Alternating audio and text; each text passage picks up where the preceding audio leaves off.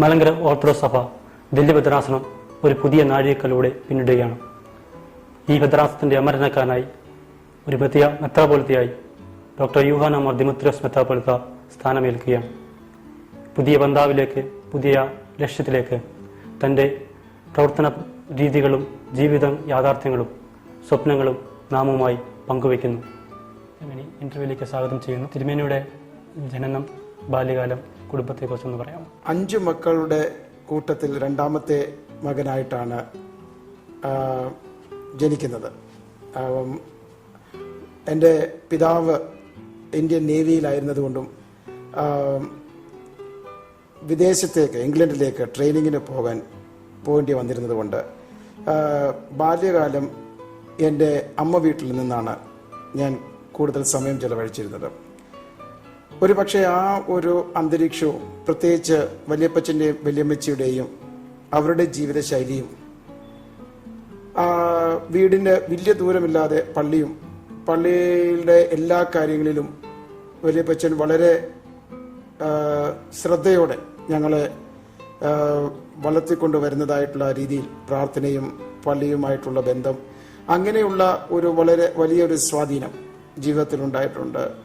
അപ്പച്ചൻ്റെയും അമ്മച്ചിയുടെയും ജീവിതത്തിൽ പ്രാർത്ഥന ജീവിതവും അങ്ങനെ എല്ലാം തന്നെയും ഈ ബാല്യകാലങ്ങളിൽ പള്ളിയുമായിട്ടും സഭയുമായിട്ടും വളരെ അടുത്ത് ഒന്ന് വളരുവാൻ, അന്തരീക്ഷത്തിൽ വരുവാനായിട്ട് സാധിച്ചിരുന്നു. പിന്നെ വീട്ടിലെ ഒരു അന്തരീക്ഷം, പ്രാർത്ഥന രാവിലെയും വൈകിട്ടും പ്രാർത്ഥിക്കുന്നതായിട്ടുള്ള ഇത്, അപ്പം ഇങ്ങനെ എല്ലാം രീതിയിൽ പിന്നെ ഈ ഒരു പ്രാർത്ഥനാ ജീവിതം ഒരു ക്രിസ്തീയ കുടുംബത്തിന്റെ ഒരു അന്തരീക്ഷത്തിൽ ജനിച്ചു വളർന്നു. അപ്പം ചെറുപ്രായത്തിൽ തൊട്ടേ അങ്ങനെയുള്ള ഒരു അന്തരീക്ഷമായിരുന്നു എന്നെ സ്വാധീനിച്ചിരുന്നത്. വൈദികനാകാനുള്ള ഒരു പ്രചോദനം എവിടുന്ന്? അത് എനിക്ക് പ്രത്യേകമായിട്ട് ഇന്ന കാരണം എന്ന് പറയുവാനോ അല്ലെങ്കിൽ ഒരു വ്യക്തിയെ എന്ന് ആശ്രയിച്ച് എൻ്റെ ജീവിതത്തിൽ ഒരു വൈദികനാകാനായിട്ടുള്ള ഒരു കാരണമൊന്നും എനിക്ക് തിരിഞ്ഞു നോക്കുമ്പോഴത്തേക്ക് പറയുവാൻ സാധിക്കുന്നില്ല. എന്തോ ചെറുപ്പം തൊട്ടേ ഒരു വൈദികനാകണം എന്നുള്ള ഒരു താല്പര്യം വളരെ ശക്തമായിരുന്നു. ജ്യേഷ്ഠാനിയന്മാരുടെ കൂട്ടത്തിൽ അതിനെക്കുറിച്ച് കളിയാക്കുന്നതും ഒരു രീതിയുണ്ടായിരുന്നു. അങ്ങനെയുള്ള ഒരു താല്പര്യം വളരെയധികം ഉണ്ടായിരുന്നു. അപ്പം ഹൈസ്കൂളിൽ പഠിച്ചുകൊണ്ടിരിക്കുമ്പോഴാണ് ഇത് പരസ്യമാക്കാനായിട്ട് കൂടുതൽ തുടങ്ങിയത്. അങ്ങനെ മറ്റുള്ളവരുമായിട്ട് ഇങ്ങനെ ഇത് പങ്കുവെച്ചു. അങ്ങനെ ഒരു വൈദികനാകണം എന്നുള്ള ലക്ഷ്യം മുൻനിർത്തിക്കൊണ്ട് തന്നെയാണ് ജീവിതം അതങ്ങനെ അയച്ചുകൊണ്ട് വന്നത്. അപ്പം അതുകൊണ്ട് ദൈവം തന്ന ഒരു ദർശനം അല്ലെങ്കിൽ ഒരു ജീവിത ഉദ്ദേശം എന്ന് മാത്രമേ എനിക്കത് പറയാൻ സാധിക്കുകയുള്ളൂ. അതിനുശേഷം തിരുമേനി അമേരിക്കയിലേക്ക് പഠനാർത്ഥം പോയി. അവിടെ വെച്ച് ഗീവർഗീസ് തിരുമേനിയുമായി കാണുകയും. അതെ, അപ്പം ഞാൻ ഈ പുതിയ നിയമം പഠിക്കുവാനായിട്ടുള്ള താല്പര്യം എന്നിൽ വളർന്നു വന്നത്, ഞാൻ ദൈവശാസ്ത്ര പഠനത്തിന് വേണ്ടി 73 ആദ്യമായിട്ട് അമേരിക്കയിൽ പോവുകയാണ്. BA ഡിഗ്രി കഴിഞ്ഞ ഉടനെ തന്നെ ഞാൻ ഉപരിപഠനത്തിന് പോവുകയായിരുന്നു. അപ്പോൾ സഭയുമായിട്ടുള്ള ബന്ധം എന്ന് വെച്ചാൽ സെമിനറി പോയി പഠിക്കുക എന്നുള്ള ഒരു രീതിയിലല്ല ഞാൻ സഭാ സേവനത്തിലേക്ക് വന്നത് വൈദികനാകാനായിട്ട്. 73 ഞാൻ ഒരു ഇവാഞ്ചലിക്കൽ സെമിനറിയിൽ പോയി പഠിച്ചുകൊണ്ടിരുന്ന് കഴിയുമ്പോഴത്തേക്കാണ് പുതിയ നിയമത്തിലുള്ള ഒരു താല്പര്യം വളരെ ശക്തമാകുന്നത്. അപ്പം ശക്തമായി കഴിഞ്ഞപ്പോഴത്തേക്ക് അമേരിക്കയിൽ എത്രയായാലും എത്തി, എന്നാൽ പിന്നെ ഒരു ഡോക്ടറേറ്റ് ഡിഗ്രിയും കൂടി കരസ്ഥമാക്കണം എന്നുള്ള താല്പര്യം വർദ്ധിച്ചു വന്നു. ഫോർഡം യൂണിവേഴ്സിറ്റിയിൽ അങ്ങനെ ഈ ഡോക്ടറേറ്റ് ഡിഗ്രിക്ക് ചേർന്നിരിക്കുന്ന സമയത്താണ് അവിടുത്തെ നമ്മളുടെ ഇടവക, അവിടുത്തെ പിന്നെ പള്ളിയുമായിട്ട് ബന്ധപ്പെട്ട് ബ്രോങ്സ് എന്ന് പറഞ്ഞിരിക്കുന്ന പ്രദേശത്ത് ന്യൂയോർക്കിൽ അവിടുത്തെ വികാരി അച്ഛനായിരുന്ന AK ചെറിയനച്ഛൻ അവിടെ ഉണ്ടായിരുന്നു. അദ്ദേഹത്തിന്റെ ഒരു താല്പര്യത്തിൽ ഗ്രിഗോറിയോസ് തിരുമേനിയുമായിട്ട് ബന്ധപ്പെടുന്നു. ഞാൻ 76 ചെന്ന ആ വർഷത്തിൽ തന്നെ അഭിമന്യ ഗ്രിഗോറിയോസ് തിരുമേനി അവിടെ ആശാഴ്ച നടത്താനായിട്ട് എത്തി. അപ്പം എന്നെ ഇങ്ങനെ ഉന്തിത്തള്ളി വിട്ടിട്ട് പറഞ്ഞു, തിരുമേനി ഇതാണ്ട് ഇവിടെ ഒരു ചെറുപ്പക്കാരനുണ്ട്, ഒന്ന് പരിചയപ്പെടുത്തണം എന്നുള്ള താല്പര്യമുണ്ട്. അപ്പം എൻ്റെ അടുക്കൽ ചോദിച്ചു, എന്തുവാണ് ഇവിടെ ചെയ്യുന്നത്? പുതിയ നിയമം പഠിക്കാനായിട്ട് വന്നിരിക്കുകയാണ്. നേരത്തെ എന്തൊക്കെ പഠിച്ചു എന്നൊക്കെ ഞാൻ പഠിച്ച സ്ഥലങ്ങളൊക്കെ പറഞ്ഞപ്പോഴത്തേക്ക് തിരുമേനി ആ കാര്യമൊക്കെ മനസ്സിലാക്കിയിട്ട് പറഞ്ഞു, അങ്ങനെയൊക്കെ ആണെങ്കിൽ സെമിനറിയിൽ പഠിപ്പിക്കാനായിട്ട് ഒരു അവസരം തരാം എന്നിങ്ങനെ മാത്രം പറഞ്ഞു. പിന്നെ ഞങ്ങൾ പല പ്രാവശ്യവും ഫോർഡം യൂണിവേഴ്സിറ്റിയുടെ ലൈബ്രറിയിൽ വെച്ച് കണ്ടുമുട്ടാറുണ്ടായിരുന്നു. കാരണം തിരുമേനി ഒരു 3 മാസത്തേക്ക് ഫോർഡം യൂണിവേഴ്സിറ്റിയുടെ ജെസ്യൂട്ട് സെന്ററിൽ വന്നിട്ടായിരുന്നു താമസിച്ചിരുന്നത്. റിസർച്ചിന് വേണ്ടി അദ്ദേഹം വന്നതായിരുന്നു. അപ്പോൾ ഓരോ ദിവസവും ഇതുപോലെ വിളിച്ച് മുറി കൊണ്ടുപോയി സംസാരിക്കുമായിരുന്നു, ചോദ്യങ്ങൾ ചോദിക്കുക, എൻ്റെ സംശയങ്ങൾ തീർക്കുക. അങ്ങനെ ഈ സംഭാഷണം ഇങ്ങനെ നടന്നുകൊണ്ടിരുന്നു. അപ്പോൾ ഈ 3 മാസത്തിന്റെ അവസാനത്തിൽ തിരുമേനി വിളിച്ച് എന്നോടൊക്കെ സംസാരിച്ചിട്ട് പറഞ്ഞു, അന്ന് രവിയാണ്, പട്ടമൊന്നും ഏറ്റിട്ടില്ല. പറഞ്ഞു, രവി, ഞാൻ ഈ പ്രാവശ്യം അമേരിക്കയിൽ വന്നത് ദൈവം എനിക്ക് പുതിയ നിയമം പഠിപ്പിക്കാനായിട്ട് ആരെങ്കിലും കാണിച്ചു തരും എന്നുള്ളതാണ്. എൻ്റെ പ്രാർത്ഥന ദൈവം കേട്ടു എന്ന് ഞാൻ വിശ്വസിക്കുന്നു. എന്നിട്ട് എന്നെ കൈവച്ച് അനുഗ്രഹിച്ചിട്ട് ഒരു ഐക്കോണും തന്നു. അങ്ങനെ ഞങ്ങൾ ആദ്യമായിട്ട് ഞാൻ ഗ്രിഗോറി സിനിമയായിട്ട് ഒന്ന് നേരിൽ കണ്ടുമുട്ടി, ഒന്ന് പരിചയപ്പെട്ടു. അതിൻ്റെ അടിസ്ഥാനത്തിലാണ് ഞാൻ ഇങ്ങനെ സെമിനറിയിൽ പഠിപ്പിക്കുവാനായിട്ടുള്ള ഒരു ഉദ്ദേശം വളരെ ശക്തമാകുന്നത്. തിരുമേനി അതിനനുസരിച്ച് തിരിച്ച് നാട്ടിൽ വന്ന് ഇതിങ്ങനെ ഒരു സൂചന മറ്റുള്ളവർക്ക് കൊടുക്കുകയുണ്ടായി. ഇങ്ങനെ ഒരു ചെറുപ്പക്കാരനുണ്ട്, പുതിയ നിയമം അവിടെ പഠിച്ചുകൊണ്ടിരിക്കുകയാണ്. അങ്ങനെ ആ ഒരു ലക്ഷ്യത്തിലേക്ക് പിന്നെ പഠിത്തം എല്ലാം കൂടെ ക്രമീകരിച്ച് അങ്ങനെ മുൻപോട്ട് പോവുകയായിരുന്നു. അപ്പം ശരിക്കും പറഞ്ഞാൽ ഈ ഒരു പിന്നെ വഴിയിൽ എന്ന് വെച്ചാൽ വൈദികനാകാനല്ല, പക്ഷെ ഈ സെമിനറി പഠിപ്പിക്കാനായിട്ടുള്ള ഒരു സാഹചര്യം ഉണ്ടാക്കി തന്നത് അഭിവന്യ ഗ്രിഗോറി തിരുമേനിയാണ്. എത്ര പോലത്തെ ആളുകൾ മുമ്പ് പ്രവർത്തന മേഖലകൾ ഏതൊക്കെയായിരുന്നു? വൈദികനായിട്ട് നോക്കുമ്പോഴത്തേക്ക് പ്രധാനമായിട്ട് ദേവശാസ്ത്രം പഠിപ്പിക്കുന്നതായിട്ട് അതൊരു വലിയ ഒരു ജീവിതത്തിൽ ഒരു ലക്ഷ്യം മാത്രമല്ല, ഒരു താല്പര്യം എന്ന് വെച്ചാൽ പഠിപ്പിക്കണം. നമ്മൾക്ക് സമ്പാദിച്ചിരിക്കുന്ന അറിവ് മറ്റുള്ളവർക്ക് പ്രയോജനപ്പെടുത്തണം എന്നുള്ള ഒരു താല്പര്യമാണ്. അപ്പോൾ ആ ഒരു ദൈവശാസ്ത്രം അല്ലെങ്കിൽ പുതിയ നിയമം പഠിപ്പിക്കുന്നതിനായിട്ട് അപ്പം അവിടെ 2 തരത്തിൽ അതിന് നമുക്കതൊന്ന് കാണേണ്ടിയിരിക്കുന്നു. ഈ പിന്നെ FFRRC എന്ന് വെച്ചാൽ ഒരു നമ്മളുടെ മർത്തോമ സഭയും CSI സഭയും ഓർത്തഡോക്സ് സഭകളുടെയും ഡോക്ടറേറ്റ് ഡിഗ്രി ലഭിച്ചിരിക്കുന്നവര് സംഘടിപ്പിച്ച് ഒരു പോസ്റ്റ് ഗ്രാജുവേറ്റ് തിയോളജിക്കൽ സെന്റർ എന്ന് വെച്ചാൽ, അപ്പം അത് എക്യുമെനിക്കൽ വെച്ചാൽ ഏത് സഭയിൽ നിന്നും വരുന്ന ഒരു വിദ്യാർത്ഥിയെയോ നമ്മൾക്ക് സ്വീകരിക്കുവാൻ അതിനകത്തുള്ള പ്രൊവിഷനുണ്ട്. ഈ 2 സ്ഥാപനങ്ങളിലും കൂടെ പഠിപ്പിക്കുകയായിരുന്നു. 2ലും പഠിപ്പിക്കുന്നതിനകത്ത് വളരെ സംതൃപ്തി അവിടെ ഇരിക്കുന്നു. അതുപോലെ പിന്നെ രണ്ടാമത് എന്ന് പറയുന്നത് ഈ എക്യുമെനിക്കൽ രംഗത്താണ്. അത് നിശ്ചയമായിട്ടും ഗ്രിഗോറി തിരുമേനി കാണിച്ചെന്നിരിക്കുന്ന ഒരു മാർഗം മറ്റുള്ള സഭകളും തമ്മിലുള്ള ഒരു ബന്ധം നമ്മൾക്ക് വളർത്തിയെടുക്കുവാനായിട്ട്, പരസ്പരം അറിയുവാനായിട്ട്, മനസ്സിലാക്കാനായിട്ട്. അപ്പം തിരുമേനി അങ്ങനെ ഉള്ള ഒരു മോഡൽ തന്നെ കാണിച്ചു തന്നു. ആ വഴിയിലേക്ക് തിരിച്ചും വിട്ടു. കാരണം 91 പിന്നെ ഒരു പ്രത്യേക സാഹചര്യത്തിൽ തിരുമേനി നിർദ്ദേശപ്രകാരം ഞാൻ നമ്മുടെ സഭയുടെ എക്യുമെനിക്കൽ റിലേഷൻസിന്റെ അല്ലെങ്കിൽ ഔദ്യോഗികമായിട്ട് അന്ന് പേരുള്ള ഇന്റർ ചർച്ച് റിലേഷൻസ് കമ്മിറ്റിയുടെ സെക്രട്ടറി ആയിട്ട് തിരുമേനിയുടെ ഒരു താല്പര്യം അനുസരിച്ച് എന്നെ നിയമിച്ചിരുന്നു. അതുകൊണ്ട് 91 തൊട്ട് ശരിക്കും പറഞ്ഞാൽ ഈ സഭകളുടെ നമ്മുടെ സഭയും മറ്റുള്ള സഭകളും തമ്മിലുള്ള ബന്ധങ്ങളെ കുറിച്ചുള്ള ഒരു പ്രവർത്തനം അതും കൂടെ ഉണ്ടായിരുന്നു. ഏകദേശം 30ഓളം വർഷങ്ങളിൽ സെമിനാരി അധ്യാപകനായിരുന്നു. 22 വർഷങ്ങളായിട്ട് അവിടെ പഠിപ്പിച്ചുകൊണ്ടിരുന്നു. അപ്പോൾ ഒരു ആദ്യകാലത്തെ വൈദിക വിദ്യാർത്ഥികളും ഇപ്പോൾ വരുന്ന വൈദിക വിദ്യാർത്ഥികൾ തമ്മിൽ എന്തെങ്കിലും ഒരു വ്യത്യാസം എനിക്ക് തോന്നുന്നുണ്ട്? 22 വർഷം എന്ന് പറയുന്നത് ഒരു നല്ല ഒരു കാലഘട്ടമാണ്. നല്ല കാലഘട്ടം എന്ന് പറഞ്ഞിരിക്കുന്നത് നമ്മൾക്ക് പല വ്യത്യാസങ്ങളും നമ്മൾക്ക് ശ്രദ്ധിക്കാൻ സമയന്നു. അപ്പോൾ ആദ്യകാലങ്ങളിൽ കാണുന്നതായിട്ടുള്ള വിദ്യാർത്ഥികളുടെ ഒരു ജീവിതത്തിൽ അവർക്കുള്ള ഒരു കാഴ്ചപ്പാടെന്ന് പറയുന്നത് അവർക്ക് പലതരത്തിലും പ്രയാസങ്ങൾ അനുഭവിച്ചിരിക്കുന്ന കുടുംബ സാഹചര്യങ്ങളിൽ നിന്ന് വന്നു, സാമ്പത്തികമായിട്ട്. അപ്പം അത് വളരെ വ്യക്തമായിട്ട് സെമിനാരിയിൽ കാണാൻ സാധിക്കുന്നുണ്ട് ഓരോ വിദ്യാർത്ഥികളുടെ ജീവിതത്തിൽ എന്ന് പറഞ്ഞിരിക്കും. അപ്പോൾ ഈ കഷ്ടപ്പാടുകളെല്ലാം അവരുടെ ജീവിതത്തിന്റെ ഒരു ഭാഗമായിരുന്നു. അപ്പോൾ കഷ്ടപ്പെടുവാനും അവർക്കുള്ള ഒരു സഹനശക്തി അവരുടെ ജീവിതത്തിൽ അവർക്ക് ലഭിച്ചിട്ടുണ്ട്. അപ്പോൾ ആദ്യകാലങ്ങളിൽ വരുന്ന വിദ്യാർത്ഥികൾ സഭയിലെ സേവനത്തിനും കഷ്ടപ്പാടുകൾക്കും ഒക്കെയും ഒരു മനസ്സ് ഒരുക്കം കാണാനാണ്.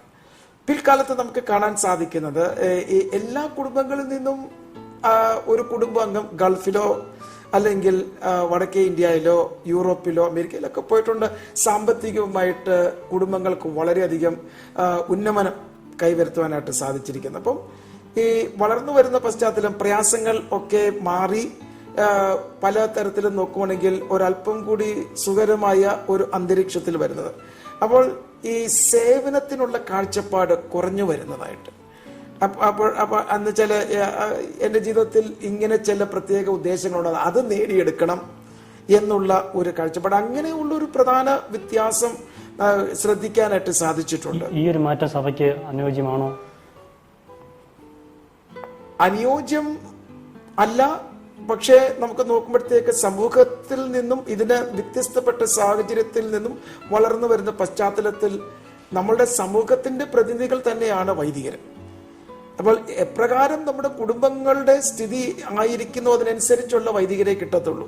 പിന്നെ വൈദിക സെമിനാരിയിൽ നമുക്ക് നോക്കുമ്പോഴത്തേക്ക് ദൈവവിളിയും ഒക്കെ ഉള്ളവർക്ക് ഒരുവിധം നമ്മൾ അവരെ ഒന്ന് രൂപീകരിക്കാൻ പറ്റും എന്നല്ലാതെ ഒരു വലിയ വ്യത്യാസം ഒരു വ്യക്തിയുടെ ജീവിതത്തിൽ, ഒരു ട്രാൻസ്ഫോർമേഷൻ എന്ന് പറഞ്ഞിരിക്കുന്നു, ചുരുക്കം ചിലരുടെ ജീവിതത്തിൽ ഉണ്ടാകുന്നുണ്ട്. പക്ഷെ പൊതുവെ നോക്കുമ്പോഴത്തേക്ക് അവരെ വളർത്തി നമ്മൾ അവരുടെ ക്രിസ്തീയ അനുഭവത്തിൽ അവർക്ക് ഏത് ഒരു കാഴ്ചപ്പാട് കൊടുത്തിരിക്കുന്നതനുസരിച്ച് വൈദികരായി അവർ സേവനം അനുഷ്ഠിക്കുന്നതായിട്ട് കാണാൻ സാധിക്കുന്നു.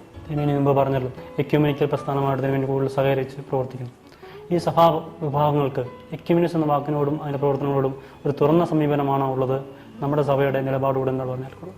പലരും വിചാരിക്കുന്നത് ഈ എക്യുമെനിസം എന്ന് പറഞ്ഞിരിക്കുന്ന സഭയുടെ വിശ്വാസങ്ങളെ ബലിയർപ്പിക്കുക, അവരോട് ചേരാൻ വേണ്ടി നമ്മളുടെ കാതലായിട്ടുള്ള തത്വങ്ങൾ എല്ലാം മാറ്റിക്കിട്ടുന്നത്, അതൊരു പഴഞ്ചൻ ആശയമാണ്.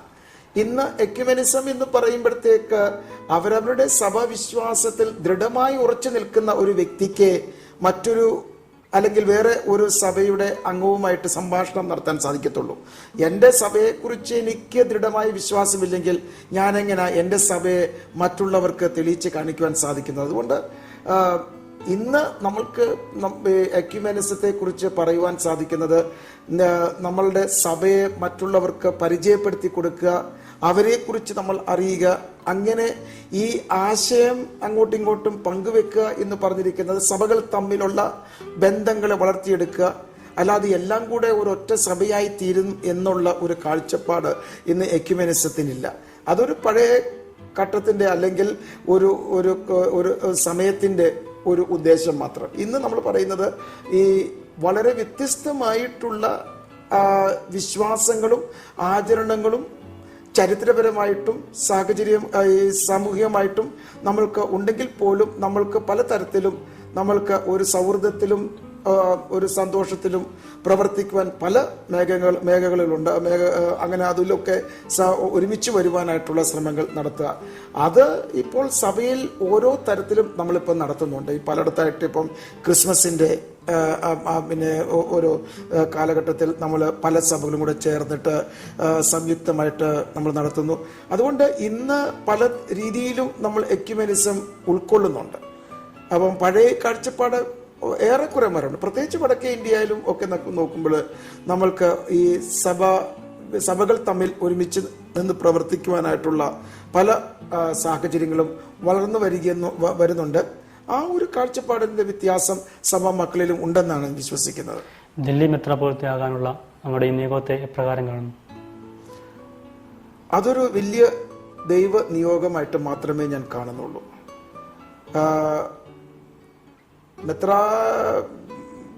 ഇലക്ഷന് വിജയിച്ച് കഴിഞ്ഞപ്പോൾ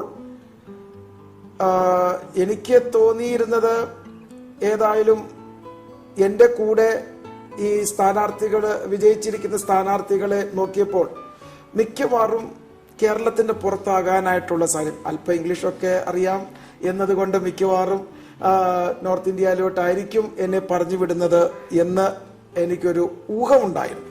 നാട്ടിൽ മിക്കവാറും ആയിരിക്കുകയില്ല എന്നുള്ളത്. അതുകൊണ്ട് നോർത്ത് ഇന്ത്യയിലോട്ടാണ്, എവിടെ ആയിരിക്കും എന്ന ഉദ്ദേശമില്ല. പരിശുദ്ധ സുനോദോസ് ഇങ്ങനെ ഒരു തീരുമാനത്തിൽ അവര് എത്തി. നിശ്ചയമായിട്ടും അഭിവന്യ പൗലോസ് മാർ ഗ്രിഗോറിയോസ് തിരുമേനിയുടെ ഒരു പിൻഗാമിയായി എത്തും എന്ന് സ്വപ്നത്തിൽ പോലും എനിക്ക് കാണാൻ പറ്റത്തില്ലായിരുന്നു.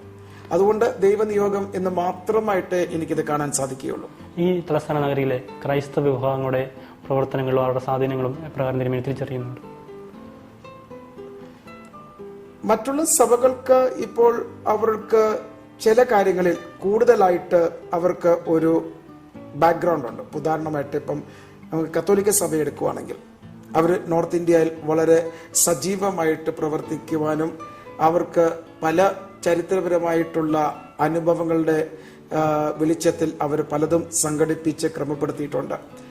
നമ്മളുടെ ഒരു സാന്നിധ്യം വടക്കേ ഇന്ത്യയിൽ ഒന്ന് ശക്തമായി ഒന്ന് വളർന്നു വന്നുകൊണ്ടിരിക്കുന്ന സമയമായിട്ടാണ് കാണുന്നത്. കാരണം ഇതുവരെ നമ്മൾ സ്ഥിരപ്പെടുത്തി നമ്മളുടെ ബേസ്, നമ്മളുടെ അടിസ്ഥാനം ഒന്ന് സുരക്ഷിതമാക്കി ഇനിയുമുള്ള കാലഘട്ടങ്ങൾ എന്ന് വെച്ചാൽ ഇപ്പം ഞാൻ വന്നതോടെയാണ് എന്നുള്ളതല്ല, നമ്മൾക്ക് ഒരു ഇതുവരെ നമുക്ക് നമ്മുടെ അടിസ്ഥാനം ഒക്കെ എന്ന് പറഞ്ഞാൽ ഇപ്പം ഉദാഹരണമായിട്ട് ഡൽഹിയിൽ ഇപ്പം നമുക്ക് നല്ലൊരു സാന്നിധ്യമായി നമ്മളെ കുറിച്ച് നമ്മളുടെ സഭയുടെ പ്രവർത്തനമൊക്കെ ഇനി മറ്റുള്ളവർക്ക് പ്രദർശിപ്പിക്കാനായിട്ടുള്ള ഒരു വേദിയായിട്ട് നമ്മൾക്ക് ഇനിയും പണിതെടുക്കേണ്ടിയിരിക്കുന്നു.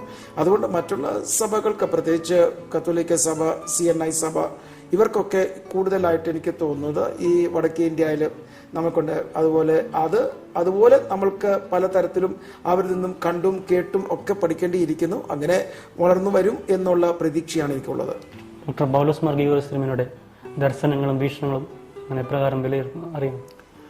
അദ്ദേഹത്തിന്റെ ദർശനത്തെ നമുക്ക് പൂർണ്ണമായിട്ട് മനസ്സിലാക്കാൻ പറ്റുമായിരുന്നു എന്ന് എനിക്ക് തോന്നുന്നില്ല. നമ്മുടെ സഭ പോലും അദ്ദേഹത്തിന്റെ ഈ ദർശനത്തെ പൂർണ്ണമായിട്ട് ഉൾക്കൊള്ളുവാനായിട്ട് സാധിച്ചിട്ടുണ്ടെന്ന് എനിക്ക് സംശയമുണ്ട്. കാരണം അതുപോലെ അദ്ദേഹത്തിന്റെ മനസ്സ് പ്രവർത്തിക്കുമായിരുന്നു. അപ്പം നമ്മൾ പലപ്പോഴും ഒരു ഇടുങ്ങിയ രീതിയിൽ ശ്രദ്ധിക്കുന്ന എന്ന് വെച്ചാൽ നമ്മളുടെ സഭയുടെ ഒരു കാര്യം മാത്രമായിട്ട് നമ്മൾ ചിന്തിക്കുമ്പോൾ അദ്ദേഹം ഈ ആഗോള സമൂഹത്തിന്റെ അല്ലെങ്കിൽ ഈ മനുഷ്യരുടെ ഒരു കാഴ്ചപ്പാടിലാണ് കാണുന്നത്. അപ്പോൾ അന്ന് കമ്മ്യൂണിസം ഉണ്ടായിരുന്നതായിട്ടുള്ള ഒരു കാലഘട്ടത്തിലും സഭയും ക്രിസ്തുമതവും മറ്റുള്ള വിശ്വാസത്തിൽപ്പെടുന്നവരും എല്ലാവരും എങ്ങനെയാണ് ദൈവഹിതം, സ്വർഗരാജ്യം ഇവിടെ ഭൂമിയിൽ യഥാർത്ഥമായി എടുക്കുന്നത് എന്നുള്ള കാഴ്ചപ്പാടിൽ പ്രവർത്തിക്കുന്നത്. അതാണ് എനിക്ക് ഇപ്പോഴും അത് അങ്ങനെ എൻ്റെ ഒരു ചിന്തയിൽ കടന്നിട്ടില്ല. ഇപ്പോഴും എന്നെ സംബന്ധിച്ചിടത്ത് നോക്കുമ്പോഴത്തേക്ക് മലങ്കര സഭ എങ്ങനെയാണ് ഭാരതത്തിൽ പ്രവർത്തിക്കുന്നത് എന്നേ ഉള്ളൂ. അപ്പം അദ്ദേഹത്തിന്റെ ആ കാഴ്ചപ്പാട് ഒരിക്കലും എനിക്ക് അടുത്ത് വരാൻ സാധിക്കുന്നില്ല. അതുകൊണ്ട് അദ്ദേഹം തന്നിരിക്കുന്ന ഒരു വലിയ ദർശനം എന്ന് പറഞ്ഞിരിക്കുന്നത് ഒരു അല്പമൊക്കെ ഞാൻ കണ്ടിട്ടുള്ളതും കേട്ടിട്ടുള്ളതും മനസ്സിലാക്കിയിട്ടുള്ളതും അതിനെ ജീവിതത്തിൽ യാഥാർത്ഥ്യമാക്കി എടുക്കുക എന്ന് പറഞ്ഞിരിക്കുന്നത് ഒരു വലിയ സംതൃപ്തി. ഒരു ചെറിയ അംശമെങ്കിലും എനിക്ക് മനസ്സിലാക്കാൻ സാധിച്ചിട്ടുണ്ടെങ്കിൽ അതിനുള്ള സംതൃപ്തി. അങ്ങയുടെ മുൻഗാമികൾ ഈ ഭദ്രാസനത്തിന് വേണ്ടി എന്തെല്ലാം ചെയ്തിട്ടുണ്ട് എന്ന് വിലയിരുത്തുന്നു? അഭിമന്യ ഗ്രിഗോറിയോസ് തിരുമേനി ഈ ഭദ്രാസനത്തിന്റെ അടിസ്ഥാനം ഇട്ടിരിക്കുന്നു എന്ന് പറയുമ്പോൾ അതൊരു വലിയ ഒരു നേട്ടമാണ്. മറ്റുള്ള ഭദ്രാസനങ്ങൾ ഇപ്പം രൂപം കൊണ്ട ഭദ്രാസനങ്ങൾ ശ്രദ്ധിക്കുമ്പോഴത്തേക്ക് അവിടെയൊക്കെ ഒരു സഭാ കേന്ദ്രം ഒക്കെ പണിഞ്ഞെടുക്കുക എന്ന് പറയുമ്പോഴത്തേക്ക് തന്നെ നമുക്കറിയാം എന്തുമാത്രം ബുദ്ധിമുട്ടാണ് ഒരു സ്ഥലം തന്നെ കരസ്ഥമാക്കാൻ. അപ്പോൾ അവിടെ അഭിമന്യ ഗ്രിഗോറിയോസ് തിരുമേനിയുടെ ഒരു നേട്ടം നിർത്തിയിരിക്കുന്ന അദ്ദേഹം സകല വ്യക്തികളുമായിട്ടുള്ള ഒരു ബന്ധവും ആ ബന്ധത്തിൽ അവരെ സ്വാധീനിക്കാൻ തക്കവണ്ണമുള്ളൊരു പേഴ്സണാലിറ്റിയുമായിരുന്നു. അദ്ദേഹത്തിന്റെ അറിവും വിജ്ഞാനവും കൊണ്ട് മറ്റുള്ളവരുമായിട്ടുള്ള ഒരു ബന്ധം ഉറപ്പിക്കുക എന്ന് പറഞ്ഞിരിക്കുന്നത്. ഇപ്പം അദ്ദേഹത്തിന്റെ പല രീതികൾ കണ്ടിട്ടുണ്ട്. നമ്മളിപ്പോൾ ഏതെങ്കിലും ഒരു മീറ്റിങ്ങിൽ പോവുകയാണെങ്കിൽ നമ്മൾ പരിചയമില്ലാത്ത മുകളെ കണ്ട് തപ്പിയെടുത്ത് ഒരു തരത്തിൽ പറഞ്ഞാൽ അവരുമായിട്ട് ഒരു സ്നേഹബന്ധം നമ്മളൊക്കെ ഒന്ന് മാറി നിൽക്കും, നമുക്ക് പരിചയമില്ലെന്ന്. അപ്പം അഭിമന്യ തിരുമേനി എന്ന് പറയുമ്പോഴത്തേക്ക് ഉടനെ ചെന്ന് ഓരോരുത്തരെ പരിചയപ്പെടുക എന്ന് പറഞ്ഞ് ഒരു സാഹചര്യത്തോടൊക്കെ ഞാനും അഭിമന്യ തിരുമേനിയും കൂടെ ഒരു മീറ്റിങ്ങിന് പോയ സമയത്ത് അവിടെ നിൽക്കുമ്പോഴത്തേക്ക് ഒരു ചെറുപ്പക്കാരനെ കണ്ടു. തിരുമേനി ഉടനെ ചെന്ന് തെറിഞ്ഞു, ഈ ടൈ ഹാർവേഡിലെ ആണല്ലോ എന്ന് ഇങ്ങനെ ഉടനെ തന്നെ ഹാർവേഡിൽ പഠിച്ചിട്ടുണ്ടോ? അപ്പൊ അദ്ദേഹം പറഞ്ഞു, അയ്യോ അത് ശരി, അത് തിരുമേനി അത് മനസ്സിലാക്കിയില്ലേ? എന്നിട്ട് ഉടനെ തന്നെ അദ്ദേഹവുമായിട്ടുള്ള സംഭാഷണം. അദ്ദേഹം ഇന്ത്യൻ കോൺസുലേറ്റിന്റെ കോൺസുലായിരുന്നു. അപ്പോൾ അങ്ങനെയുള്ള ഈ ഒരു വ്യക്തിയെ കാണുമ്പോഴത്തേക്ക് തിരുമേനിക്ക് മനസ്സിലാക്കുവാനും ആ വ്യക്തിയെക്കുറിച്ച് ഗ്രഹിക്കുവാനായിട്ടുള്ള ശക്തി, ഒരു കഴിവുണ്ടായിരുന്നു. അങ്ങനെ ഈ സ്നേഹബന്ധങ്ങൾ ഒക്കെ തിരുമേനി ഇവിടെ ഈ തലസ്ഥാനത്തിൽ അദ്ദേഹം ഉണ്ടാക്കിയെടുത്തിരുന്ന അടിസ്ഥാനത്തിൽ നമ്മുടെ സഭയ്ക്ക് വളരെ അധികം ഒരു അടിസ്ഥാനം കിട്ടുവാൻ, അംഗീകരണം കിട്ടുവാൻ, അപ്പം ഈ പലതരത്തിലും ക്രിസ്തീയ വിഭാഗത്തെ പീഡിപ്പിക്കുന്നതായിട്ടുള്ള സന്ദർഭം ഉണ്ടായിരുന്നപ്പോഴത്തേക്കും അദ്ദേഹത്തിന് സ്വാധീനം ഉപയോഗിച്ച് നമ്മളെ പലതരത്തിലും സംരക്ഷിക്കാനായിട്ട് സാധിച്ചിരുന്നു. അപ്പം നമ്മളുടെ ഈ അരമന ഇത്രയും ഒരു വലിയ സ്ഥലത്ത് ഇന്ന് സ്ഥിതി ചെയ്തിരിക്കുന്നതിൻ്റെ ഒരു പ്രധാന കാരണം അദ്ദേഹത്തിൻ്റെ കഴിവും അദ്ദേഹം ചെയ്തിരിക്കുന്ന സംഭാവനയുടെ ഒരു അടിസ്ഥാനമാണ്.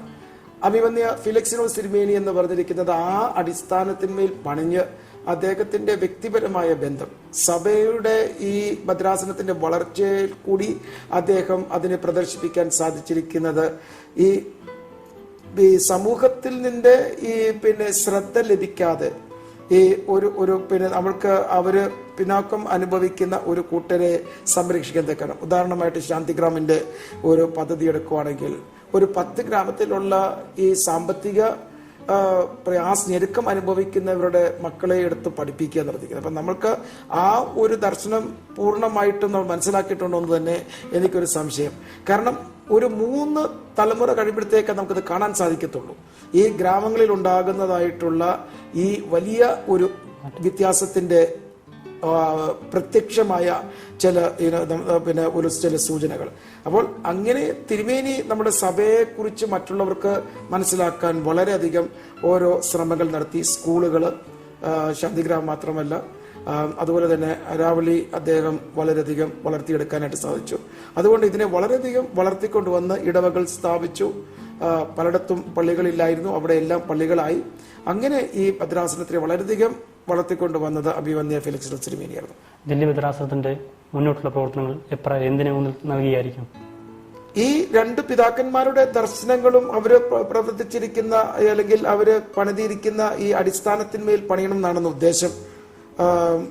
ഒന്ന്, എനിക്ക് തിരുമേനി അഭിമന്യ ഗ്രിഗോറിയോസ് തിരുമേനി നൽകിയിരിക്കുന്നതായിട്ടുള്ള ഒരു എക്യുമെനിക്കൽ സ്പിരിറ്റ് മറ്റുള്ള സഭകൾ അതിലേക്ക് എനിക്കിപ്പം കടക്കുവാനായിട്ട് സാധിച്ചിട്ടില്ല. കാരണം ഇപ്പോഴും എൻ്റെ ഒരു ശ്രദ്ധയും ശ്രമങ്ങളും എന്ന് പറഞ്ഞിരിക്കുന്നത് ഭദ്രാസനത്തിന്റെ പ്രധാനപ്പെട്ട ചില കാര്യങ്ങൾ ഒന്ന് ക്രമപ്പെടുത്തുക എന്ന് പറഞ്ഞിരിക്കുന്നത്. അഭിമന്യ ഫിലിക്സിനോസ് തിരുമേനി നൽകിയ ഒരു ഉത്തരവാദിത്വം ഇരിക്കുന്ന എല്ലാ ഇടവകളിലും അവരവരുടെ സ്കൂളുകൾ ഉണ്ടാകണം. അതിലേക്ക് ഒത്തിരി ശ്രദ്ധ ഇപ്പോൾ ഞാൻ കൊടുക്കുന്നുണ്ട്. കാരണം അതൊരു വളരെ വളരെ പ്രധാനപ്പെട്ട ഒരു ആശയമാണ്. കാരണം നമ്മുടെ സഭയ്ക്ക് ഇപ്പോൾ ചെയ്യുവാൻ പറ്റുന്ന ഈ വിദ്യാ വെളിച്ചം മറ്റുള്ളവർക്ക് പകർന്നു കൊടുക്കുക എന്ന് പറഞ്ഞിരിക്കുന്ന ഒരു പ്രധാനപ്പെട്ട ദൗത്യമാണ് സഭയുടെ. പ്രത്യേകിച്ച് നമ്മൾക്ക് സാമ്പത്തികമായിട്ട് പ്രയാസം അനുഭവിക്കുന്നവരെ നമ്മുടെ സ്കൂളിൽ പഠിപ്പിച്ച് അവർക്ക് ജീവിതത്തിൽ ഒരു ദർശനവും കൊടുത്ത് അവരെ പഠിപ്പിക്കുക എന്ന് പറഞ്ഞിരിക്കുന്ന ഒരു വലിയ ഒരു ലക്ഷ്യമാണ്. അതിലേക്കും വളരെയധികം ഞാൻ ശ്രദ്ധിക്കുന്നുണ്ട്. ഓർത്തഡോക്സ് സഭ എപ്പോഴും സുവിശേഷ പ്രവർത്തനങ്ങളിൽ ഒരു അടച്ചിട്ട മുറിയിൽ നിൽക്കുന്നതായിട്ട് പരാതിയുണ്ട്. അത് എത്രമാത്രം ശരിയാണ്? അത് നമ്മുടെ ചരിത്രം മനസ്സിലാക്കാൻ പറ്റാത്തത് കൊണ്ട് ഒരു സമയത്ത് ഈ ഭാരതത്തിൽ എന്ന് പറയുമ്പോഴത്തേക്ക് മലങ്കരയിൽ മാത്രമല്ല വടക്കേ ഇന്ത്യയിലും ഒക്കെയും നമ്മളുടെ സഭ വളരെ വ്യാപകമായിട്ടും സജീവമായിട്ടും പ്രവർത്തിച്ചിരുന്നു. ഇവിടെ നിന്ന് ഈ സഭയുടെ പ്രതിനിധികളാണ് ഈ സൗത്ത് ഈസ്റ്റ് ഏഷ്യയിലും ചൈനയും വരെ പോയി അവർ ക്രിസ്തുമതം പ്രചരിപ്പിച്ചിരുന്നത്. ശ്രീലങ്ക, ഈ ഭാഗത്തൊക്കെ ഇപ്പോൾ അവിടെങ്ങും ഇന്ന് ക്രിസ്തുമതത്തിന്റെ ഒരു അവശിഷ്ടങ്ങളും നമുക്ക് ഇന്ന് വളരെ കാര്യമായിട്ട് കാണാൻ സാധിക്കുന്നില്ല. അതെല്ലാം മാഞ്ഞു വിട്ടുണ്ട്. പക്ഷെ അത്രമാത്രം ഈ സുവിശേഷ പ്രചരണത്തിന് വേണ്ടി വളരെ കഷ്ടപ്പാടുകളും പ്രയാസങ്ങളും അനുഭവിച്ച ഒരു ചരിത്രം ഈ സഭയ്ക്കുണ്ടായിരുന്നു. അത് നിർഭാഗ്യവശാൽ നമുക്ക് നഷ്ടപ്പെട്ടു പോയി. നമ്മൾ മലങ്കരയിൽ മാത്രം അല്ലെങ്കിൽ മലബാറിൽ മാത്രം ഒതുങ്ങി കഴിയുന്ന ഒരു സമൂഹമായി കഴിഞ്ഞു. പല തരത്തിലും നമ്മൾക്ക് ഈ പീഡനങ്ങൾ അനുഭവിച്ചതുകൊണ്ട് നമ്മളുടെ സ്വയ സംരക്ഷണമായിട്ട് മാത്രം നമ്മുടെ അജണ്ട മാറി. അത് ചരിത്രത്തിൽ നമുക്ക് കൈവരുത്തിയ ഒരു അനുഭവമാണ്. നമ്മളെ ബന്ധപ്പെടുവാനായിട്ട് വരുന്ന ഏവരെ കുറിച്ച് നമുക്കൊരു സംശയം, നമ്മളെ ആക്രമിക്കുവാൻ വരുന്നതായിട്ടുള്ള ഒരു രീതിയിലാണ് അവരെ. കാരണം അതുപോലെ ആയിപ്പോയി. നമ്മൾ സ്നേഹബന്ധത്തിൽ സമീപിക്കുന്ന ഏവരെയും നമ്മൾ അവസാനം അവർക്ക് കൈപ്പേറിയ അനുഭവത്തിൽ നമ്മൾ അവരിൽ നിന്ന് പിരിയുന്നതായിട്ടുള്ളത്. അപ്പോൾ അങ്ങനെ വന്നപ്പോഴത്തേക്ക് പിന്നെ നമ്മൾ വളരെ വളരെ ഒരു സൂക്ഷിച്ച് നമ്മൾ മറ്റുള്ളവരായിട്ട് ഇടപെടുന്നുള്ളൂ. അതുകൊണ്ട് തന്നെ നമ്മൾക്ക് ഈ നമ്മളുടെ പുറത്തേക്ക് നമ്മൾ ഈ സുവിശേഷം നമ്മൾക്ക് കൈമാറി കൊടുക്കുവാനായിട്ട് ഒരല്പം മടി കാണിച്ചിട്ടുണ്ട്. പക്ഷെ നമ്മൾക്ക് നോക്കുവാണെങ്കിൽ മറ്റുള്ള സഭകൾ ഈ ദലിത് വിഭാഗത്തിൽ പെടുന്നവരെ നമ്മളെ ക്രിസ്തീയ സമൂഹത്തിലേക്ക് ചേർക്കുക, ഇത് ഒരു ക്രിസ്തീയ സമൂഹത്തിന്റെ ഒരു കാഴ്ചപ്പാടിൽ വരുന്നതിന് മുമ്പേ ഈ സഭ ഇതിനെ ഏറ്റെടുത്തിട്ടുണ്ടായിരുന്നു, ഈ ഒരു ദൗത്യം. ഇപ്പോൾ ഉദാഹരണമായിട്ട് പരിശുദ്ധ പരിമള തിരുമേനി അദ്ദേഹത്തിൻ്റെ ജീവിതത്തിൽ ഇത് ഇങ്ങനത്തെ അനേകരെ ഈ സുവിശേഷത്തിൻ്റെ പിന്നെ വെളിച്ചത്തിലേക്ക് കൊണ്ടുവന്ന അനുഭവത്തിലേക്ക് കൊണ്ടുവരുന്നു. പിന്നെ കാലം ചെയ്ത പത്രോസ് മാർ പൗസാത്യോസ് തിരുമേനി, പിന്നെ നിശ്ചയമായിട്ടും നമ്മളുടെ അടുത്ത കാലത്ത് കാലം ചെയ്ത ഗീവർഗീസ് മാർ പൗസാത്യോസ് തിരുമേനി, അങ്ങനെ പലരുടെയും ജീവിതത്തിൽ ഇത് ഇങ്ങനെ. പിന്നെ നമുക്ക് മറ്റുള്ള ചില സഭകൾ ചെയ്യുന്നത് പോലെ ഒരു കാഴ്ചപ്പാട് അല്ല പൗരസ്ത്യ സഭയുടെ. ഒരു സാക്ഷ്യം കൊടുക്കണമെങ്കിൽ അതിനുള്ളൊരു സമൂഹവും വേണം, ഒരു ജീവിത ശൈലിയും കാണിച്ചു കൊടുക്കണം. ഒരാളെ മനസ്സിൻ്റെ ഒരു വ്യത്യാസത്തിൽ മാത്രമല്ല നമ്മൾ ക്രിസ്ത്യാനാക്കുന്നത്, അദ്ദേഹത്തിൻ്റെ ജീവിതശൈലിയിലും വ്യത്യാസം വരണം. അതിലേക്ക് നമ്മൾക്ക് അത്രയും ശക്തമായിട്ട് നമുക്ക് പ്രവർത്തിക്കാൻ സാധിച്ചിട്ടില്ല എന്ന് പറഞ്ഞൊരു സത്യമാണ്. ക്രൈസ്തവ സഭ സ്നേഹ സുവിശേഷീകരണത്തിൻ്റെ വക്താക്കളാകണമെന്ന ഭാഗം നമ്മുടെ സഭയുടെ നിലപാട് എത്രമാത്രം ശരിയാണ്? അത് ഏത് തരത്തിൽ എന്ന് ഉള്ള ചോദ്യം എനിക്കും. സ്നേഹം പ്രകടിപ്പിക്കുന്നത് പലതരത്തിലാണ്. അപ്പം ഞാൻ വേറൊരു വ്യക്തിയെ കള്ളം പറയരുതെന്ന് പറയുമ്പോൾ ഞാൻ കള്ളം പറയാതിരിക്കുകയാണോ? ഞാനും ചിലപ്പം കള്ളം പറഞ്ഞെന്നിരിക്കും, ചില സാഹചര്യത്തിൽ സംഭവിച്ചിരിക്കുന്നത്. അതുകൊണ്ട് എനിക്ക് ഒരിക്കലും കള്ളം പറയരുത് എന്ന് പഠിപ്പിക്കാൻ പറ്റത്തില്ലെന്ന് പറയാൻ പറ്റത്തില്ല. അപ്പൊ സഭയുടെ ചില സാഹചര്യങ്ങളിൽ നമുക്ക് നോക്കുമ്പോൾ സ്നേഹത്തിന്റെ ആത്മാവ് ഒരു കുറച്ചിലൊക്കെ പലയിടത്തും കണ്ടെന്നിരിക്കും. പക്ഷെ പൊതുവെ നോക്കുമ്പോൾ നമ്മളുടെ ഏത് പ്രവർത്തന രംഗത്തിലും ഈ സ്നേഹത്തിന്റെ ഒരു സന്ദേശമാണ് കൈമാറുന്നത്. നമ്മളിപ്പോൾ വിദ്യാഭ്യാസത്തെ സ്ഥാപനത്തിൽ കൂടി കടന്നു പോകുന്ന ഏതൊരു വ്യക്തിയെയും നമ്മളുടെ നമുക്ക് നിർബന്ധിച്ച് നമ്മൾക്ക് ഈ സമൂഹത്തിന്റെ അംഗമായാലേ ഇതിന് ആനുകൂല്യങ്ങൾ കിട്ടത്തുള്ളൂ നമ്മൾ പറയുന്നില്ല, പ്രചരിപ്പിക്കുന്നില്ല. നമ്മൾ ഏതൊരു വ്യക്തിക്കും ഒരു സേവനം ചെയ്യുന്നുണ്ടെങ്കിൽ ആദ്യമേ ക്രിസ്ത്യാനി ആയാലേ അത് ചെയ്യാൻ പറ്റത്തുള്ളൂ, അല്ലെങ്കിൽ ഇത് സ്വീകരിക്കാൻ പറ്റത്തുള്ളൂ എന്ന് നമ്മൾ ഒരിക്കലും ഒരു നിർബന്ധം പറയുന്നില്ല. അങ്ങനെ ഒരു മുൻവിധിയും ഇല്ലാതെ എപ്പോഴും മറ്റുള്ളവരെ നമ്മൾക്ക് ഒരു നന്മയുടെ അനുഭവത്തിലേക്ക് നയിക്കുവാൻ, ആ വ്യക്തിയുടെ ജീവിതത്തിൽ ഒരു അല്പം വ്യത്യസ്തമായ ഒരു സന്തോഷം അനുഭവിക്കുവാൻ ഒരു സേവന മനസ്സോടുകൂടി ഈ സഭ ഇറങ്ങി തിരിച്ചിട്ടുണ്ട്.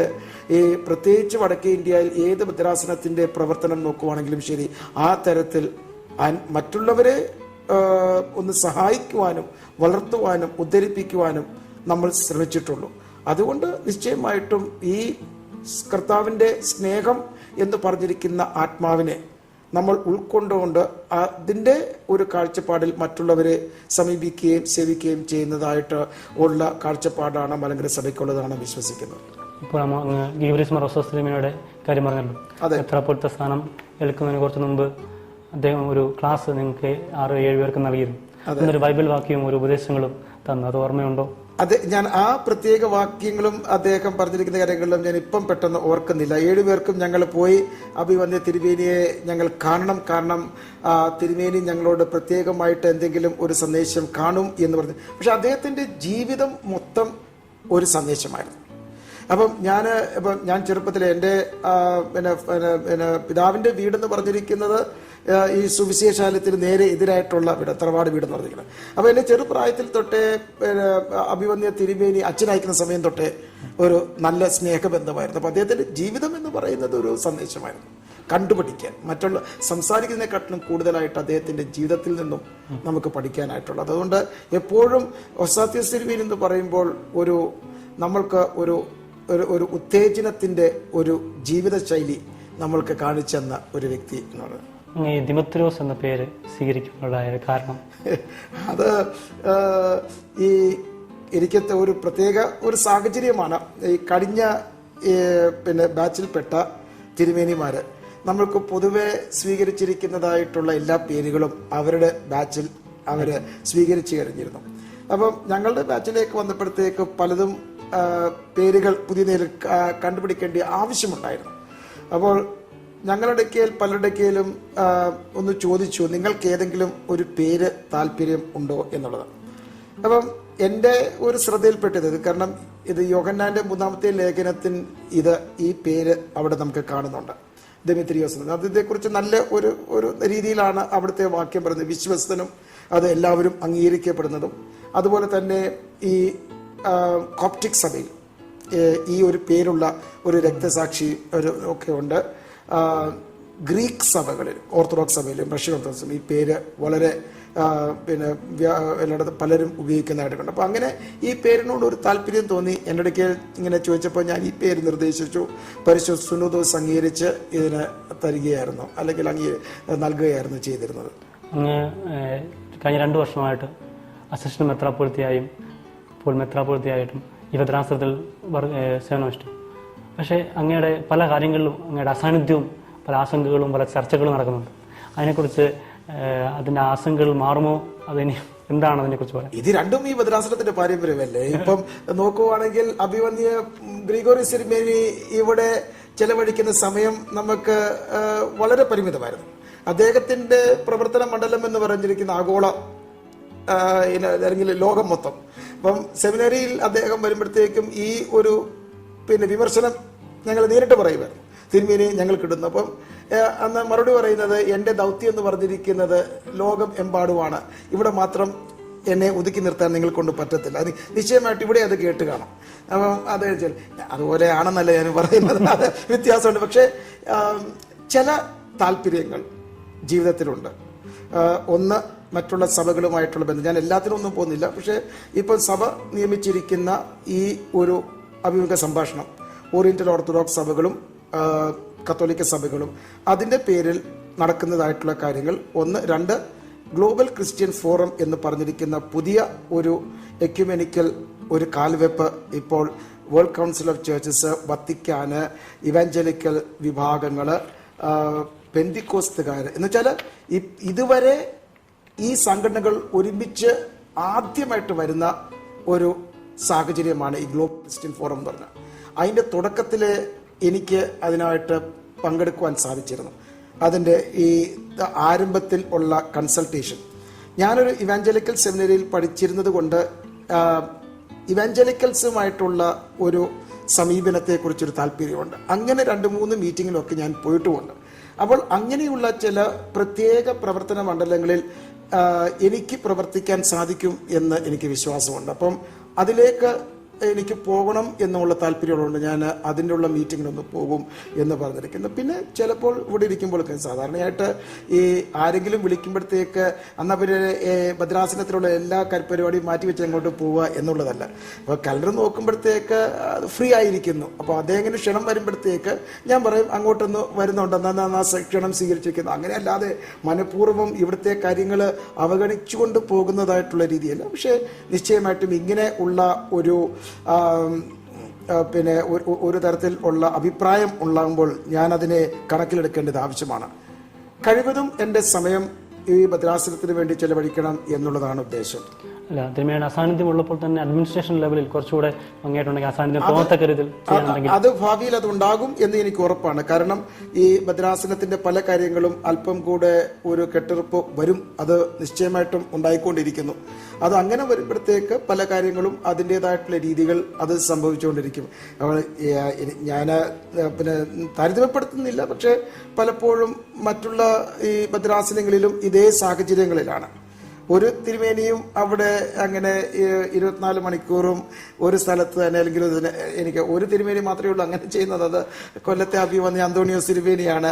അദ്ദേഹം അങ്ങനെ സഞ്ചരിക്കാറില്ല ഭദ്രാസനത്തിന്റെ. പക്ഷെ ആ ഒരു ഉദാഹരണം മാറ്റി വെക്കുവാണെങ്കിൽ ബാക്കി എല്ലാ തിരുമേനിമാരും സമീപ ഭദ്രാസനങ്ങളിലും മറ്റിടത്തുമൊക്കെ സഞ്ചരിക്കുന്നതും ഒക്കെ സ്വാഭാവികമാണ്. അതുകൊണ്ട് ഞാനിതിങ്ങനെ മാത്രമേ തുടരുകയുള്ളൂ എന്നുള്ളതല്ല. കഴിവതും ഇവിടുത്തെ ആവശ്യങ്ങളും ഇവിടെ തന്നെ സമയം ചെലവഴിക്കാനായിട്ട് ശ്രദ്ധിക്കണം എന്ന് ഒരു താല്പര്യം ഉണ്ട്. ഇപ്പൊ ഈ ആശങ്ക ഉയരാൻ കാരണം ജോൺ മാർ പീലിയോസ് തിരുമേനി ഇവിടെ തന്നെ ഉണ്ടായിരുന്നു, അദ്ദേഹത്തിന് എപ്പോഴും ഇവിടെ കാണാൻ വരുന്നു. അപ്പൊ അതൊന്ന് പെട്ടെന്ന് ജനങ്ങൾക്ക് ഒരു മാറ്റം ഉൾക്കൊള്ളാൻ സാധിക്കാത്തതുകൊണ്ടായിരിക്കാം ഈ ആശങ്കകൾ ഉണ്ടാകുന്നത്. അത് ശരിയാ. പ്രത്യേകിച്ച് അഭിവന്യ ഗ്രിഗോറിയോസ് തിരുമേനിയുടെ ഒരു പാരമ്പര്യം കഴിഞ്ഞ ഉടനെ തന്നെ അഭിവന്യ ഫീലിക്സിനോസ് തിരുമേനിയുടേതായിട്ടുള്ള രീതിയിൽ കണക്കാക്കുമ്പോൾ വളരെ വ്യത്യസ്തമായിട്ടുള്ള ഒരു ഓപ്പോസിറ്റ്സ് എന്ന രീതിയിൽ വേണമെങ്കിൽ കരുതണം. അപ്പോൾ അതിൽ നിന്നും വ്യത്യസ്തമായിട്ട് എൻ്റെ വ്യക്തിപരമായിട്ടുള്ള ഒരു രീതിയും കൂടെ ജനങ്ങൾ മനസ്സിലാക്കിയെടുക്കുമെന്ന് ഞാൻ വിശ്വസിക്കുന്നു. പിന്നെ ഇവിടെ എൻ്റെ ഉത്തരവാദിത്വങ്ങൾ മറന്നിട്ട് പോവുകയല്ല, കഴിവതും ബാക്കിയുള്ളതെല്ലാം മാറ്റി വെച്ചിട്ട് ഇവിടെ കൂടുതൽ സമയം ചെലവഴിക്കണം. ഇവിടുത്തെ ആധ്യാത്മിക സംഘടനകളുടെ മീറ്റിങ്ങുകൾക്കും പരിപാടികൾക്കും എൻ്റെ സാന്നിധ്യം ഉണ്ടാകണം എന്നുള്ള താല്പര്യമുണ്ട്. ഇപ്പോൾ ഉദാഹരണമായിട്ട് ഇപ്പം ഞാൻ ഒക്ടോബർ മാസത്തിൽ പലയിടത്തും MGOCസിൻ്റെ മീറ്റിംഗ്സ് ഒക്കെ ഉണ്ട്. ഞാനത് മാറ്റിവെക്കുകയാണ്. കാരണം നമ്മുടെ ഭദ്രാസനത്തിൻ്റെ MGOCസിൻ്റെ മീറ്റിംഗ് ഈ പൂജാവധിക്ക് നടത്തുന്നത്. അപ്പം അങ്ങനെയുള്ള ചില കാര്യങ്ങൾ ഞാനും പഠിച്ചു വരണം. അപ്പം അതുകൊണ്ടാണ് പറഞ്ഞത് കാലക്രമേണ ഇത് കൂടുതൽ സമയം ഇവിടെ തന്നെ ചെലവഴിച്ചുകൊണ്ട് വരും എന്നുള്ളതാണ് എൻ്റെയും ഉദ്ദേശം. പിന്നെ ഈ സുന്ദരമായ ചിരിയുടെ രഹസ്യമുണ്ട്. ജീവിതത്തിൽ പല തിക്ത അനുഭവങ്ങളും ഉണ്ടായിട്ടുണ്ട്. മറ്റുള്ള ഏതൊരു വ്യക്തിയെ പോലെ ഞാനും ഇരുന്ന് കരഞ്ഞിട്ടുണ്ട്. പക്ഷേ ദൈവം തന്നിരിക്കുന്നതായിട്ടുള്ള ആ ബന്ധത്തിൻ്റെ അടിസ്ഥാനത്തിൽ ദൈവം എപ്പോഴും നല്ലതേ എനിക്ക് ഉദ്ദേശിച്ചിട്ടുള്ളൂ എന്നുള്ള ദൃഢമായ വിശ്വാസം. അപ്പം ഞാൻ നല്ലവനായ ദൈവം എന്ന് ഞാൻ അഭിസംബോധന ചെയ്യുമ്പോൾ എനിക്ക് എന്തെങ്കിലും ഒരു പ്രയാസം അനുഭവിച്ചിട്ടുണ്ടെങ്കിൽ അതിൽ കൂടി ദൈവം എന്തെങ്കിലും ഒരു നന്മ ഉദ്ദേശിക്കുന്നു. എൻ്റെ ഏറ്റവും ദുഃഖം നിറഞ്ഞിരിക്കുന്ന സാഹചര്യങ്ങളിൽ പോലും ഉടനടി എനിക്കത് മനസ്സിലാക്കാൻ പറ്റിയിട്ടില്ല. കുറേ സമയം കഴിഞ്ഞു പോകുമ്പോഴത്തേക്ക് ദൈവം കാണിച്ചു തന്നിരിക്കുന്നത് അത് നന്മയ്ക്ക് വേണ്ടിയാണ് എന്നുള്ളത്. അതുകൊണ്ട് ജീവിതത്തിൽ എപ്പോഴും നല്ലവനായ ദൈവം എന്ന് എനിക്ക് ദൈവത്തെക്കുറിച്ച് ഞാൻ കാണുമ്പോൾ, അഭിസംബോധന ചെയ്യുമ്പോൾ അതിൽ പൂർണ്ണമായിട്ട് ഞാൻ വിശ്വസിക്കുന്നതാണ്. അതുകൊണ്ട് ചിരിക്കാനുള്ള ഒരു വരം ദൈവം തന്നിട്ടുണ്ട് എന്ന് എനിക്ക് തോന്നുന്നു. ചിലരും പറഞ്ഞിട്ടുണ്ട് ഞാൻ ഒത്തിരി ബഹളം ഉണ്ടാക്കുന്ന കൂട്ടത്തിലാണ്, ചിരിയിൽ കൂടിയോ അല്ലെങ്കിൽ അപ്പോഴൊക്കെ ഞാൻ മറുപടി പറഞ്ഞിട്ടുണ്ട്, ഇങ്ങനെ ചിരിക്കാനായിട്ടുള്ള ഒരു വരം കൂടി ദൈവം തന്നിട്ടുണ്ട്. അതുകൊണ്ട് അതിൽ ഞാൻ സന്തോഷിക്കുന്നു എന്ന് മാത്രം. അപ്പോൾ അതായിരിക്കണം ഈ നിങ്ങൾ പറയുന്ന ഈ ചിരിയുടെ പിന്നിലുള്ള ഒരു യാഥാർത്ഥ്യം. അങ്ങ് താമസിക്കുന്ന ഈ മുറിയിൽ ഒരു ആഡംബര ജീവിതത്തിന്റെ ഉടമയാണെന്ന് തോന്നും. പക്ഷെ അങ്ങയുടെ പെരുമാറ്റത്തിൽ ലാളിത്യവും നിർമ്മലതയും ഇത് രണ്ടും എങ്ങനെ സംയോജിപ്പിക്കും? അതിലൊരു അത്യാഗ്രഹമില്ല. പലതും നമുക്ക് നോക്കുമ്പോഴത്തേക്ക് ചില ജീവിതത്തിൽ ചില താല്പര്യങ്ങൾ, ഇപ്പോൾ ഉദാഹരണമായിട്ട് ചില പാട്ട് കേൾക്കുക, അങ്ങനെയുള്ള ചില കാര്യങ്ങൾ. അപ്പോൾ അങ്ങനെ ശ്രദ്ധിക്കുന്നതായിട്ടുള്ള ചില കാര്യങ്ങൾ എന്നല്ല, അതൊരു ജീവിതത്തിൽ അത്യാവശ്യമായിട്ടൊന്നും തോന്നിയിട്ടില്ല. അതുകൊണ്ട് അങ്ങനെയുള്ള ചില കാര്യങ്ങൾ മാത്രം. അതുകൊണ്ട് പിന്നെ ചില മറ്റുള്ളവർ ചിലപ്പോൾ തന്നിരിക്കുന്നതായിട്ടുള്ള ചില കാര്യങ്ങൾ പലപ്പോഴും മറ്റുള്ളവർക്ക് അങ്ങനെ ഒരു തോന്നൽ വന്നിരിക്കാം. പക്ഷെ അങ്ങനെ ഇതൊന്നും ആവശ്യമില്ല, ഇല്ലെങ്കിലും ജീവിക്കാനായിട്ട് സന്തോഷമായിട്ട് കഴിയുവാനായിട്ട് സാധിക്കും എന്നുള്ള ഒരു അതുകൊണ്ട് ജീവിതത്തിൽ അങ്ങനെ ഒന്നും തന്നെയും എൻ്റെ ദൈവം എല്ലാം എൻ്റെ ആവശ്യത്തിനനുസരിച്ച് ദൈവം കൊണ്ട് തന്നിട്ടുണ്ട് എന്നും വിശ്വസിക്കുന്നു. അതുകൊണ്ട് ഉള്ളതുകൊണ്ടും സന്തോഷിക്കുവാൻ അല്പം കൂടി കൂടുതലായിട്ട് അനുഭവിക്കുന്നുണ്ടെങ്കിൽ അതും ദൈവം കൊണ്ട് തന്നിരിക്കുന്നു, അതിലും സന്തോഷം. ഈ 22 ഞങ്ങളോട് സഹായിച്ചതിന് എനിക്ക് വളരെ നന്ദി. സന്തോഷം.